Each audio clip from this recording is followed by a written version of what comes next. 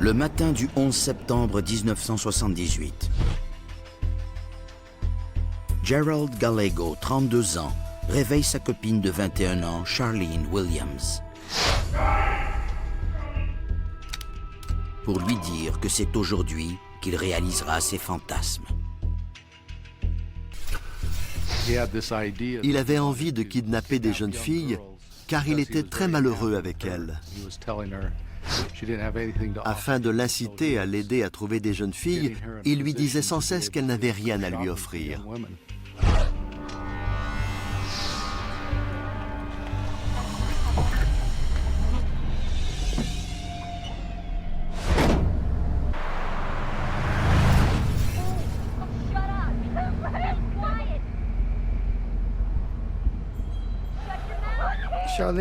Charlene ne s'est pas opposée à ses désirs, car elle tentait par tous les moyens de le satisfaire, même si cela impliquait qu'elle l'aide à transformer ses fantasmes sexuels en réalité.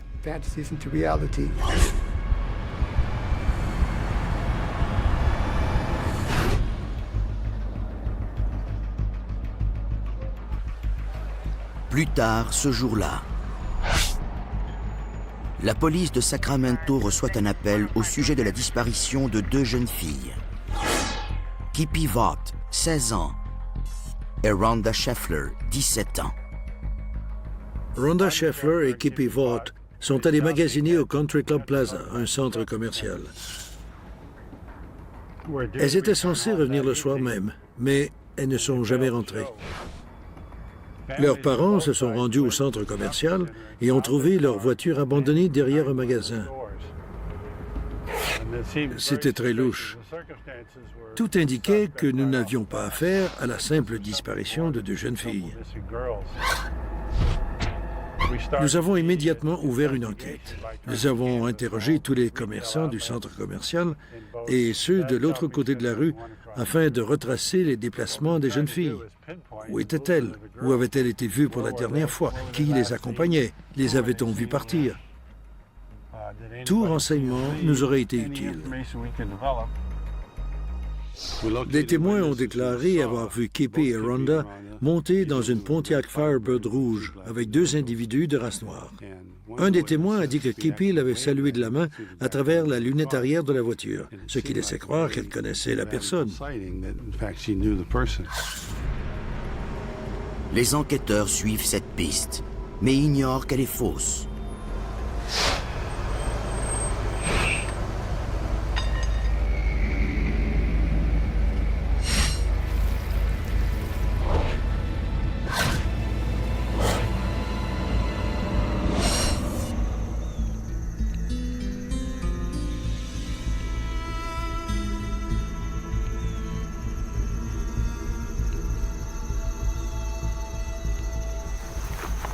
Deux jours après la disparition de Kippy Vaught et de Rhonda Scheffler, un travailleur saisonnier découvre leur corps dans un champ situé à 30 km au sud-est de Sacramento. L'autopsie révèle que les deux adolescentes ont été violées, puis frappées à coups de matraque et abattues d'une balle. La brutalité du crime choque les habitants de la région. C'était une affaire extrêmement médiatisée.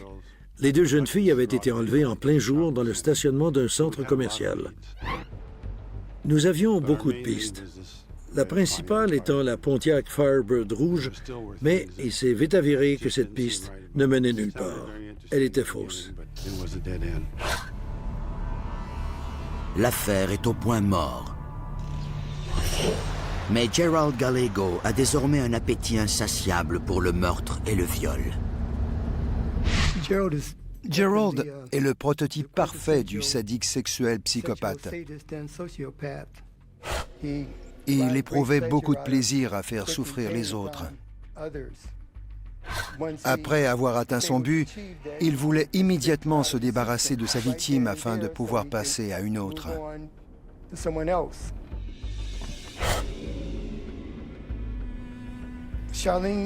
Les deux premières victimes ont passablement ébranlé Charlene.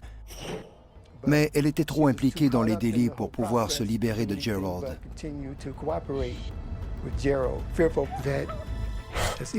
Elle avait vu Gerald tuer ses premières victimes et elle savait qu'il pourrait en faire autant avec elle.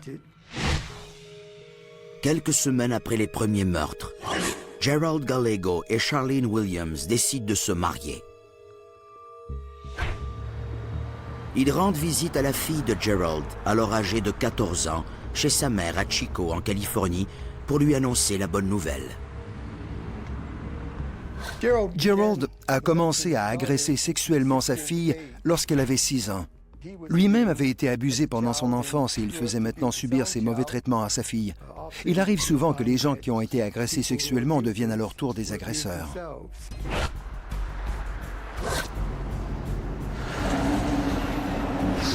Lorsqu'ils sont arrivés chez la mère de sa fille, la mère a immédiatement appelé la police car elle avait appris que Gerald agressait sa fille.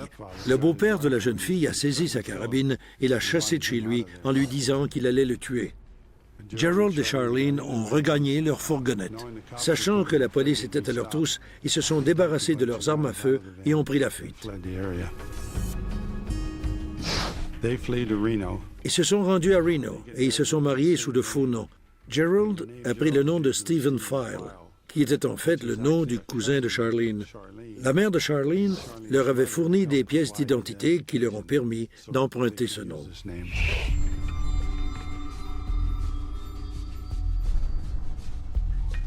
Le père de Charlene trouve un poste de camionneur pour Gerald à Houston, au Texas. À Chico, la police émet un mandat d'arrestation au nom de Gerald Gallego pour plusieurs chefs d'accusation d'agression sexuelle contre sa fille. Les enquêteurs découvrent que le passé de Gerald n'est pas sans tache. Il a été arrêté 23 fois pour divers crimes allant du vol à l'agression sexuelle en passant par l'évasion de prison.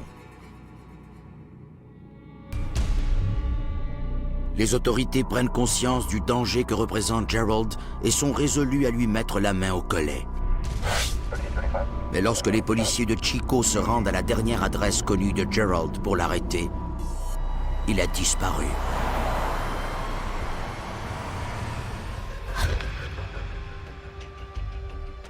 Alors que les policiers poursuivent leurs recherches pour retrouver Gallego, ils découvrent que son père a été exécuté au Mississippi en 1955 pour le meurtre de 2 policiers.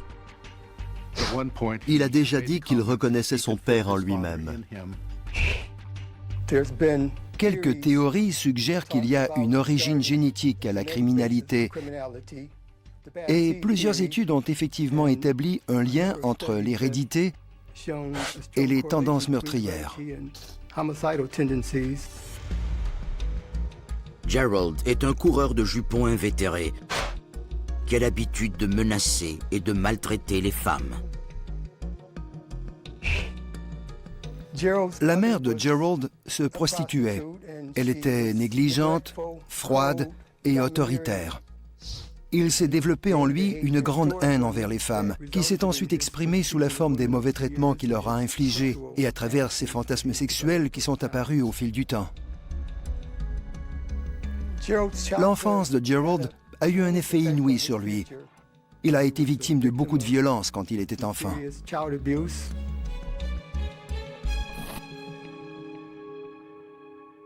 En septembre 1977, à l'âge de 31 ans, Gerald Gallego fait la connaissance de Charlene Williams quelques semaines avant son 21e anniversaire au Black Stallion Card Room à Sacramento. Elle avait grandi dans un milieu huppé. Elle était issue d'une classe sociale plus élevée que celle de Gerald, qui n'était qu'un barman qui fréquentait les établissements de jeux de Sacramento. Elle et Gerald, c'était le jour et la nuit. Elle était très éduquée et elle avait appris à faire plaisir aux gens. Elle était petite et frêle à côté de Gerald, qui se voyait comme un homme viril. Une brute, en somme. Elle avait un petit côté rebelle. et elle voulait fuir la monotonie et les obligations de la vie de banlieue. Elle cherchait une façon de s'en sortir. Et avec son image de mauvais garçon, Gerald l'attirait.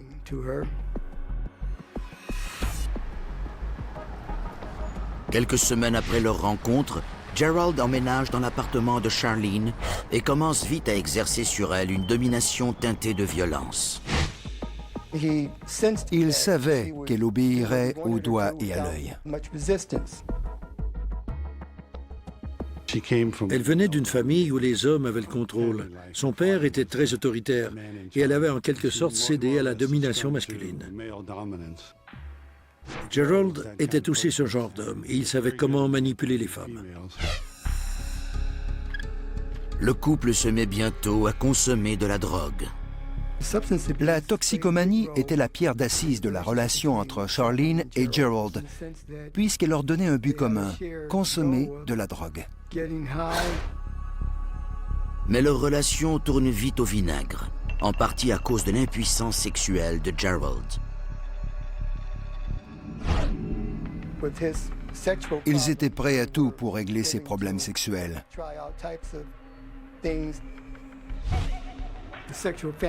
Ses fantasmes sexuels étaient pour lui un moyen de résoudre son problème d'impuissance, et c'est pourquoi il a tenté de les mettre à exécution. C'était un homme très égoïste et exigeant qui éprouvait beaucoup de frustration. Tous ces facteurs ont donné naissance à ses fantasmes d'avoir à sa disposition de très jeunes filles qu'il pourrait utiliser à sa guise.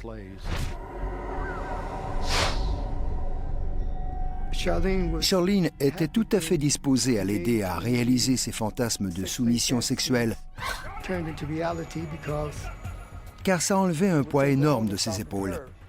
Elle n'aurait plus à se démener pour le satisfaire.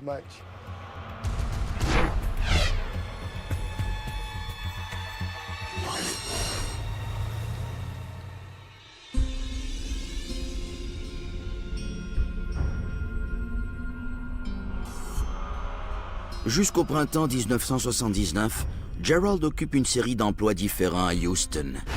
Chaque fois, il démissionne ou on lui montre la porte. Il décide donc de déménager à Reno avec Charlene.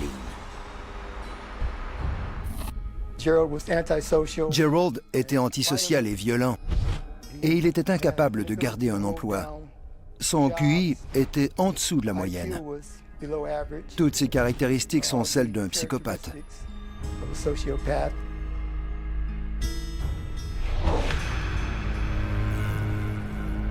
Le mandat d'arrestation au nom de Gerald Gallego pour l'agression sexuelle de sa fille est toujours valide. Mais les autorités de la Californie ignorent qu'il vit maintenant au Nevada sous le nom de Stephen Robert File. Les Gallego tentent pendant plusieurs mois de se faire oublier. Mais le 24 juin 1979, Gerald tentera à nouveau d'assouvir ses pulsions. En été 1979, aidé par sa femme Charlene, Gerald Gallego reprend ses desseins criminels là où il les a laissés 9 mois plus tôt. Il est plus déterminé que jamais à kidnapper des femmes et à en faire ses esclaves sexuels.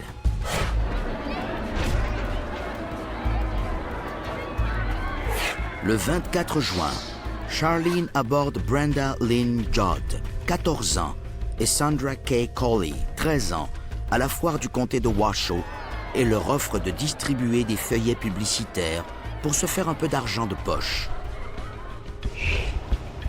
Les jeunes filles acceptent et la suivent vers sa fourgonnette.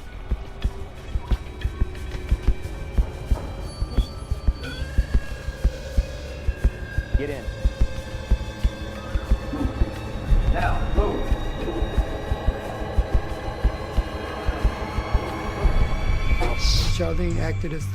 Charlene a servi d'appât pour attirer ses 2 innocentes victimes. Gerald tenait à ce que ses victimes soient jeunes afin qu'elles ressemblent à sa fille qu'il a violée pendant des années. Dès qu'il n'a plus eu la possibilité de l'agresser, il a dû trouver des victimes qui lui ressemblaient. Gerald se justifiait en disant qu'il kidnappait des jeunes filles parce qu'il était malheureux avec Charlene. Il lui disait d'ailleurs souvent qu'elle était nulle au lit. Il s'est servi de Charlene pour aborder ces jeunes filles et les ramener à la fourgonnette. Lorsqu'elles ont eu rejoint le véhicule, il a repris le contrôle. Cet après-midi-là, les parents de Brenda Judd et de Sandra Cawley appellent les autorités pour les prévenir que leurs filles ne sont pas revenues de la foire. Charlene prend l'autoroute 395 vers la Californie et s'arrête à 40 km au nord-ouest de Reno.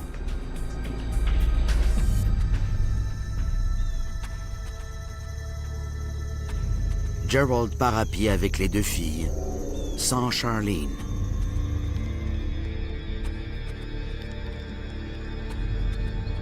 Help me out. Put the stuff in the back. Come on. Hurry up. Move on. Move. What's the matter with you?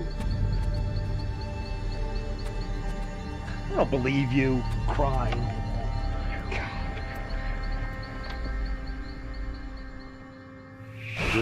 Gerald a fait sortir les filles de la fourgonnette tour à tour, les a tuées d'un coup de marteau à la tête et a enfoui leur corps.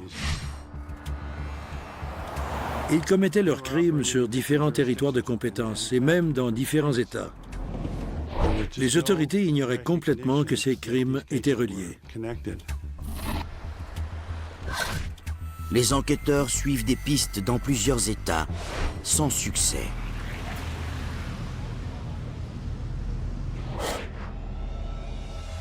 Trois mois plus tard, Gerald et Charlene quittent Reno et retournent à Sacramento pour y vivre sous leur nom d'emprunt, File. Ils ont eu beaucoup de chance d'avoir commis cette série de meurtres à une époque où la technologie n'était pas aussi avancée qu'aujourd'hui. Les autorités n'avaient tout simplement pas le matériel nécessaire pour établir le lien entre les crimes.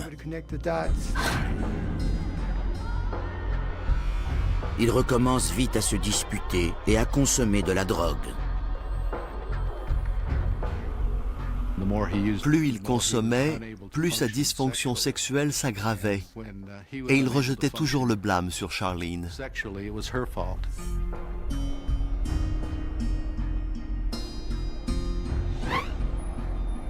Après avoir commis les meurtres, Gerald et Charlene ont tenté de reprendre une vie aussi normale que possible. Mais Gerald était véritablement accro au meurtre.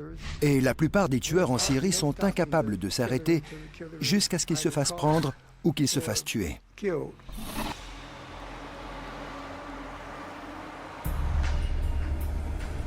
10 mois plus tard, le matin du 24 avril 1980, Gerald réveille Charlene et lui dit encore une fois qu'il est temps.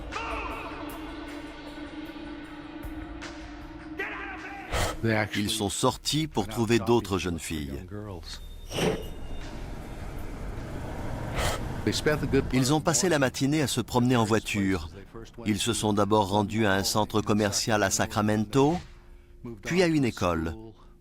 Mais comme c'était la matinée, la plupart des jeunes filles étaient en classe et ils n'ont trouvé personne. Gerald et Charlene reprennent donc la route et se rendent à un centre commercial à Citrus Heights, une banlieue de Sacramento. Voici Sunrise Mall, l'endroit où ont été enlevés Karen Twiggs et Stacy Redican.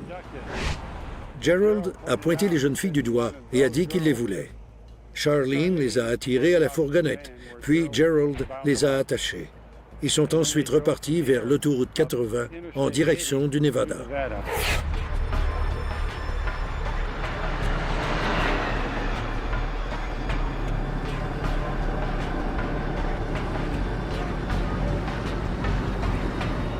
Il les violait à l'arrière de la voiture pendant qu'elle conduisait. Voyant que sa fille tarde à revenir à la maison, la mère de Karen signale sa disparition et celle de Stacy au service de police de Sacramento. Karen Twiggs et Stacy Redican avaient une réputation de jeunes fugueuses. Elles fuguaient d'ailleurs fréquemment. Nous n'avons donc pas ouvert d'enquête intensive. Pour l'instant, on croyait qu'elle s'était enfuie. Leur périple prend tragiquement fin à Limerick Canyon. Gerald a détaché une des filles et l'a emmenée avec lui. Quelques instants plus tard, il est revenu, a détaché l'autre fille et l'a emmenée. Il était armé d'un marteau. Il est ensuite venu chercher Charlene et lui a dit d'aller voir l'endroit où il avait enterré ses victimes. Le meurtre faisait partie des fantasmes sexuels de Gerald. Il ne voulait pas seulement violer ses victimes, il voulait aussi les tuer. Le meurtre était en quelque sorte le point culminant de ses fantasmes d'asservissement sexuel. Charlene est désormais insensible aux tragiques événements. 2 mois passent. Gerald semble avoir assouvi ses pulsions pour le moment.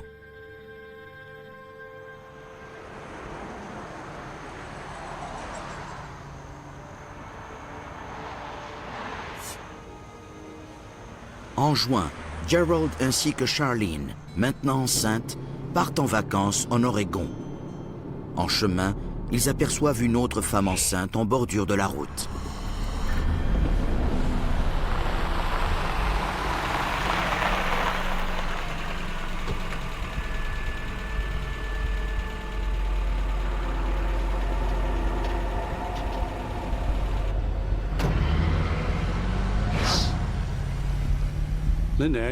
Linda Aguilar, une jeune femme, faisait de l'autostop à Gold Beach, en Oregon. Gerald a aperçu Linda et l'a fait monter. Dès qu'elle est rentrée, Gerald l'a emmenée à l'arrière, mais il a été incapable de la violer. Charlene et Gerald ont conduit jusqu'à une plage et Gerald a tué Linda d'un coup de roche à la tête.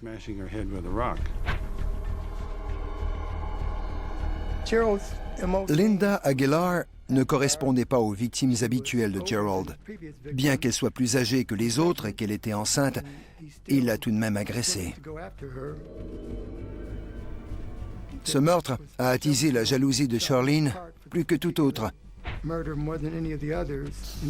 Parce que Gerald avait montré qu'il était capable d'agresser une femme enceinte et de la tuer.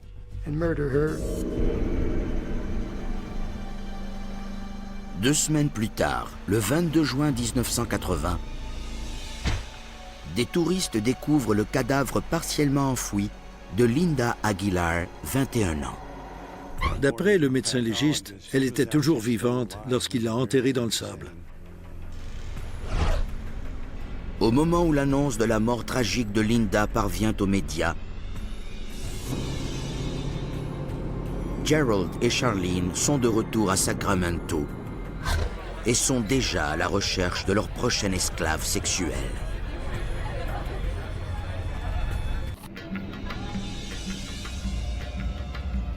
Bien qu'ils aient commis 7 meurtres en moins de 2 ans, Gerald et Charlene Gallego échappent toujours à la police. Le bureau du shérif du comté de Sacramento ignore toujours les crimes commis dans les comtés voisins. Gerald et Charlene ont commis des crimes dans 3 États, le Nevada, l'Oregon et la Californie. Nous enquêtions seulement sur le double meurtre commis ici sans savoir qu'il était relié à plusieurs autres.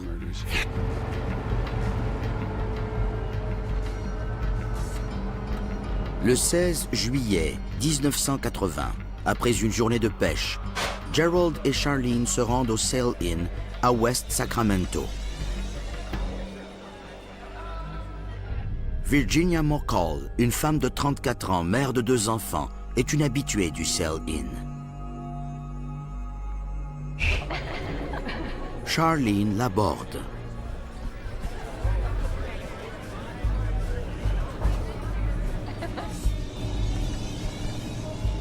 Les Gallego la ramènent à leur appartement, où Gerald la viole à plusieurs reprises.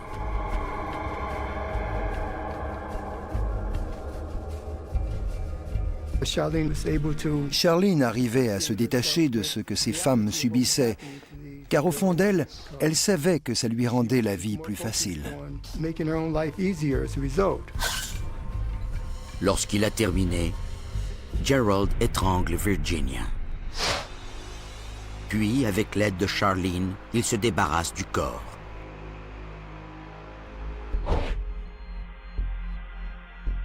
Malheureusement pour les Gallego, la disparition de Virginia ne passe pas inaperçue. Le bureau du shérif du comté de Yolo a immédiatement ouvert une enquête. Le fait qu'elle n'était pas revenue chez elle après la fermeture du bar était très louche. Ils sont retournés au bar et ont interrogé tous les clients qu'ils ont pu trouver qui étaient là ce soir-là. Plusieurs clients se souviennent d'un couple exubérant qui s'était présenté comme Stephen et Charlene File. Les enquêteurs du comté de Yolo ont appelé Charlene, l'ont fait venir au poste de police et l'ont interrogée. Charlene déclare qu'elle et son mari se sont arrêtés au bar pour se détendre un peu après une longue journée de pêche.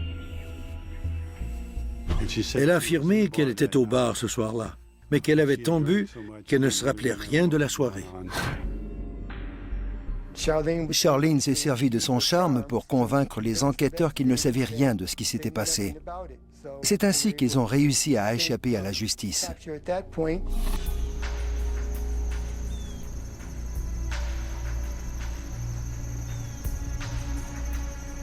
Le 27 juillet, les corps de Karen Twiggs et de Stacy Redican, les deux jeunes filles portées disparues au Sunrise Mall 3 mois auparavant, sont découverts à Limerick Canyon. Un homme était en camping avec ses 3 jeunes enfants. En jouant, l'un d'eux a découvert un os de pied qui sortait du sol. C'est comme ça qu'ils ont découvert les corps. Des agents du bureau du shérif se sont rendus sur les lieux et ont contacté la division des enquêtes du Nevada. Les 2 victimes avaient les mains ligotées derrière le dos. L'autopsie a révélé que les 2 victimes étaient mortes d'un coup à la tête. Il nous fallait maintenant aller à Sacramento pour vérifier les antécédents des jeunes filles et tenter d'obtenir le plus de renseignements possible.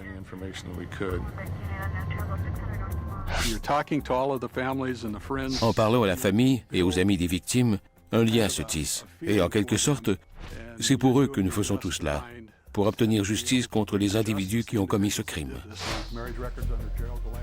Les enquêteurs du Nevada ignorent toujours le lien entre leurs victimes et les meurtres commis dans les comtés avoisinants.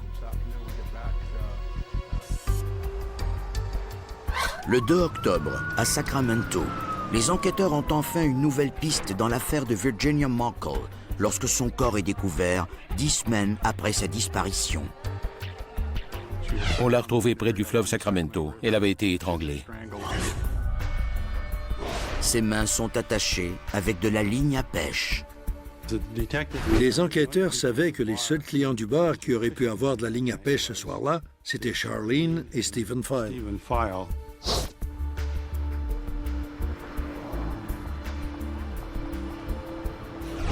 Les policiers passent en revue leur dossier afin de trouver où se trouvent les Files. Ils ignorent toutefois que Gerald et Charlene se sont séparés. Charlene a vendu la fourgonnette et est retournée vivre chez ses parents. Gerald, lui, passe d'appartement en appartement et de motel en motel. Mais quand le besoin se fait sentir, Gerald sait qui appeler. Charlene était beaucoup trop mêlée à cette histoire pour pouvoir mettre ça derrière elle. Elle ne pouvait pas se séparer complètement de Gerald et vivre sa vie, mais elle ne pouvait pas non plus le dénoncer à la police sans se dénoncer elle-même.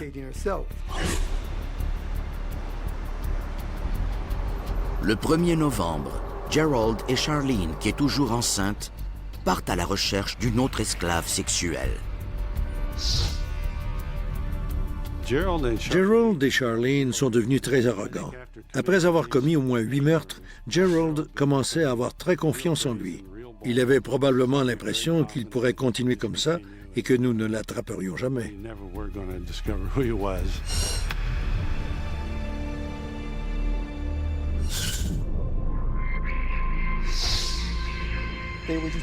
Ils tournaient en rond dans leur véhicule lorsque Mary Beth Sowers et Craig Miller sont sortis d'un restaurant. Ils s'étaient rencontrés à l'université et avaient prévu se marier l'année suivante.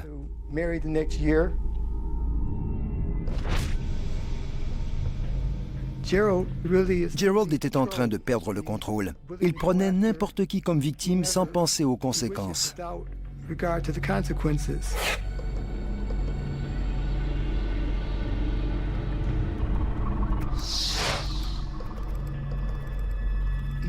C'était Mary Beth Sowers que Gerald voulait.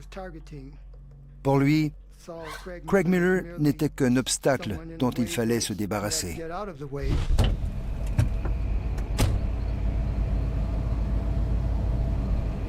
What do you do? Look, just go. But what are you going to do? Move. Move!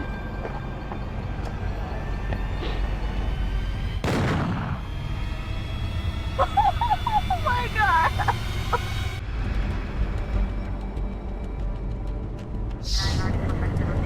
Les autorités du Nevada et de la Californie enquêtent sur les meurtres commis par 2 tueurs en série, Gerald et Charlene Gallego.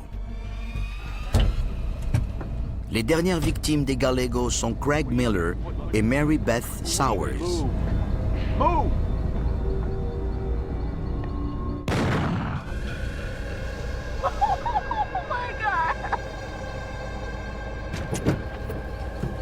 Après avoir tué Craig, Gerald viole Mary Beth Sowers pendant plusieurs heures.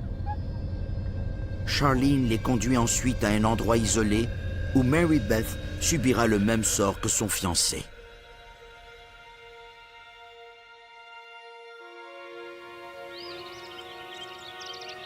Craig Miller et Mary Beth Sowers sont portés disparus le lendemain matin. On retrouve le corps de Craig quelques heures plus tard. Mais Mary Beth est introuvable. Mon fils m'a appelé à environ 8 ou 9 heures du matin pour me dire que Mary Beth avait disparu. Je croyais d'abord à une blague, mais il m'a dit que c'était vrai, qu'on avait trouvé le corps de Craig ce matin-là.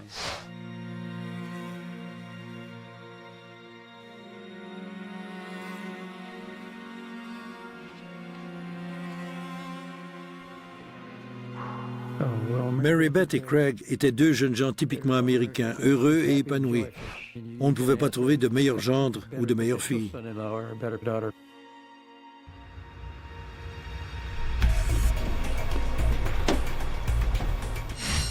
La police de Sacramento trouve enfin une piste prometteuse. Ils avaient enlevé Mary Beth Sowers et Craig Miller sous les yeux de plusieurs témoins qui avaient noté le numéro de la plaque d'immatriculation de leur véhicule alors qu'ils s'enfuyaient avec leurs victimes. Ça nous a menés directement à eux.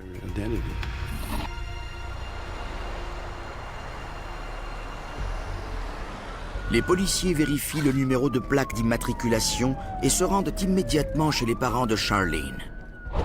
Cette dernière affirme que le véhicule a été volé. Elle était si convaincante que l'enquêteur n'a trouvé aucune raison de mettre en doute ses déclarations. Dès que l'enquêteur est parti, Charlene a averti Gerald et ils ont pris la fuite.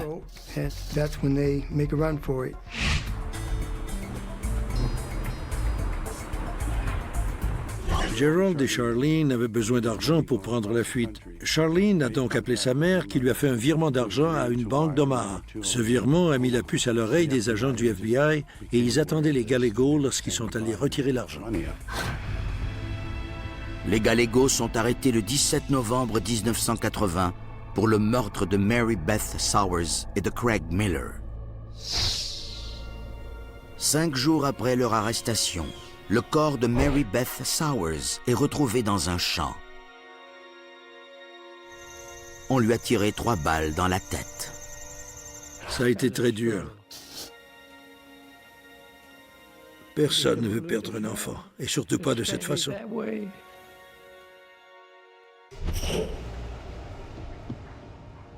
Même après leur arrestation, Gerald continue de manipuler Charlene. Ils étaient détenus dans 2 prisons différentes, mais ils communiquaient par lettres. Il lui écrivait qu'il la protégerait, qu'il l'aimait, et d'autres choses du genre. Mais il écrivait aussi à d'autres que si elle parlait, il n'hésiterait pas à l'incriminer.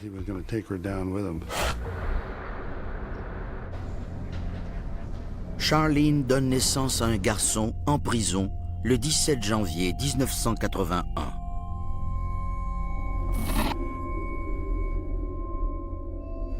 Ses parents se voient confier la garde de l'enfant. Mais avec le temps, Gerald perd de son pouvoir sur Charlene. Effrayée par la possibilité de la peine de mort, elle décide de sauver sa peau et accepte une négociation de peine.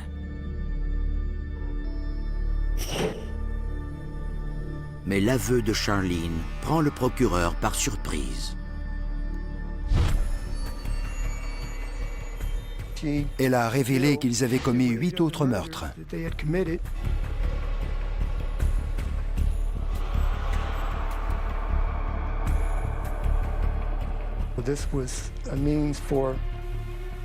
Elle espérait ainsi se libérer de l'emprise de Gerald.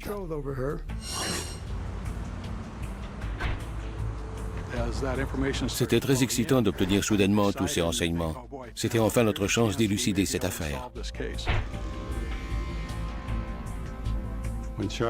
Afin d'obtenir le statut de témoin, Charlene nous a parlé de 8 autres meurtres, en plus des 2 dont ils étaient déjà accusés, ceux de Mary Beth Sowers et de Craig Miller. Elle a parlé d'un centre commercial. J'ai tout de suite su qu'elle parlait de Kippy Vaught et de Rhonda Scheffler.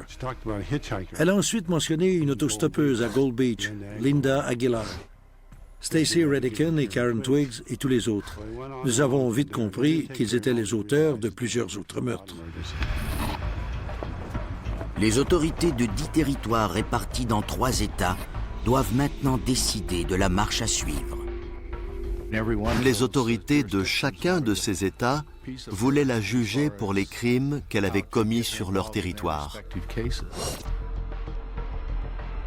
Ils décident finalement que Gerald et Charlene seront d'abord poursuivis en Californie et au Nevada pour les meurtres de Mary Beth Sowers, Craig Miller, Stacy Redican et Karen Twiggs. Charlene échappera à la peine de mort. La sentence de Charlene, 16 ans et 8 mois de prison, était le fruit d'une entente entre les 10 territoires de compétence. L'accord prévoyait qu'elle purgerait la totalité de sa peine sans possibilité de libération conditionnelle. Elle savait que je pensais qu'elle aurait dû être condamnée à la peine de mort, mais elle y a échappé en échange des renseignements qu'elle nous a fournis et de son témoignage.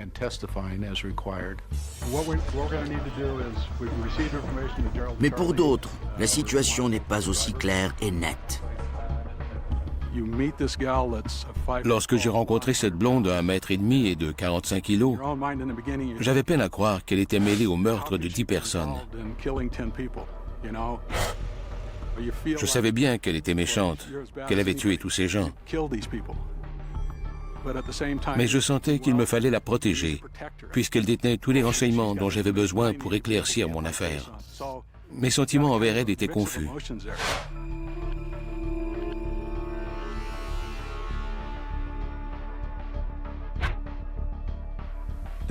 L'accord conclu avec Charlene prévoyait que si elle nous mentait, elle serait accusée de tous les meurtres et de tous les kidnappings, bref, de tous les crimes. Nous avons donc interrogé Charlene en long et en large. Mais Charlene ne fait pas que parler des meurtres. Nous avons conduit Charlene à tous les emplacements où un meurtre, un enlèvement ou une agression sexuelle avait eu lieu, du comté de Sacramento jusqu'en Oregon, en passant par le Nevada, et nous l'avons interrogée sur place. Elle nous montrait l'endroit où les crimes avaient eu lieu et nous la filmions. We were fishing and came from that direction, just to stop here. And Jerry's got the gun still right out there. It's all light. It's light. then go back out this way and head up on the freeway, and then out down onto 50 and out to the Wood Hollow apartment.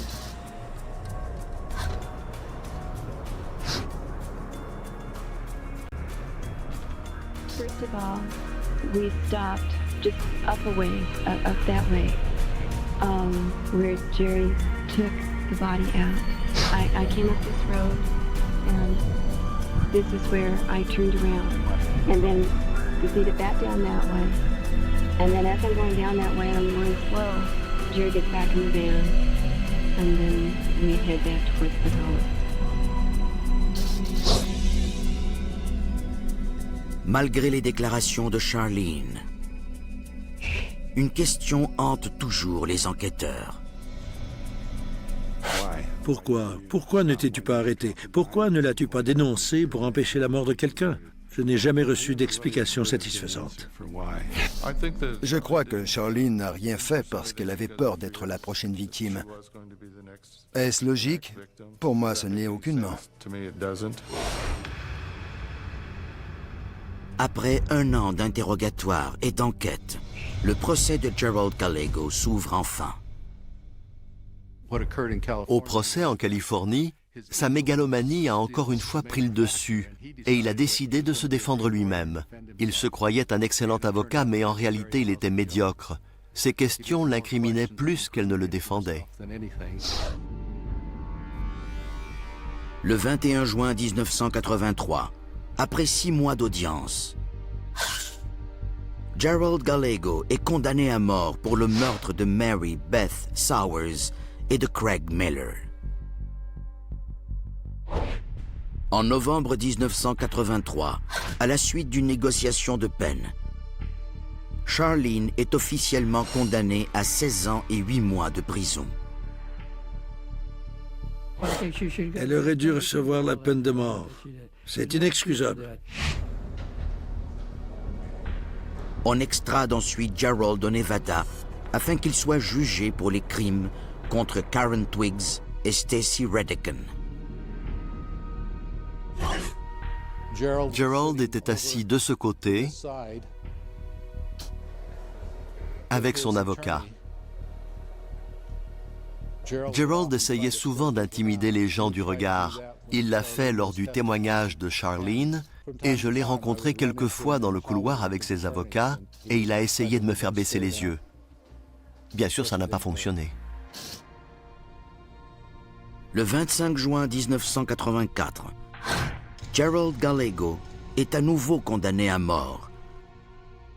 Cette fois, pour les meurtres de Stacy Redican et de Karen Twiggs. C'est très satisfaisant de voir un tel homme condamné. Je jubilais au terme du procès. Les enquêteurs souhaitent tous tomber un jour sur l'affaire de leur carrière. Nous voulons tous pouvoir nous vanter d'avoir participé à une enquête importante. Mais après ce genre d'enquête, on ne veut plus jamais en avoir une autre comme ça. Au terme du 2e procès, Charlene retourne en prison pour purger sa peine. En août 1997, à l'âge de 40 ans, elle est relâchée sous condition. À mon avis, justice n'a pas été faite. Elle n'a purgé qu'un peu moins de 17 ans de prison pour son implication dans le meurtre de 10 personnes. Je crois qu'à ce stade-ci de sa vie, Charlene ne constitue plus une menace pour la société. Mais je crois aussi qu'elle est le genre de personne qui peut se laisser facilement influencer par quelqu'un à la personnalité forte.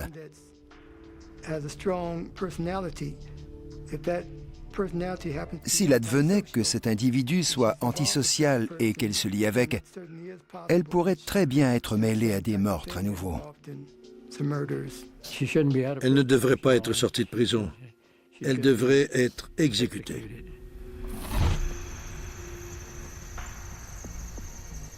Plus de 20 ans après la disparition de Brenda Judd et de Sandra Colley de la foire du comté de Washoe, leurs squelettes sont découverts dans le comté de Lassen, en Californie. Nous espérions tous qu'il serait découvert un jour. Nous espérions être celui qui les découvrirait. Un de leurs parents m'a appelé pour me remercier. J'ai répondu, « Ne me remerciez pas, je ne vous ai pas rendu votre fille. Ça nous hantera toujours. »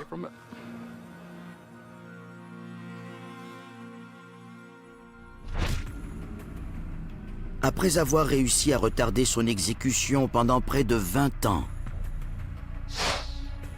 le 18 juillet 2002, Gerald Gallego meurt en prison d'un cancer du rectum à l'âge de 56 ans. S'il n'était pas mort en prison, je suis convaincu qu'il attendrait encore son exécution. Il porterait encore sa cause en appel à ce jour. Ça m'a brisé le cœur que Gerald n'ait jamais été exécuté. Je voulais le voir mourir. J'y tenais à tout prix. J'aurais été là pour lui donner la pilule ou pour actionner la manette. Ça ne fait aucun doute.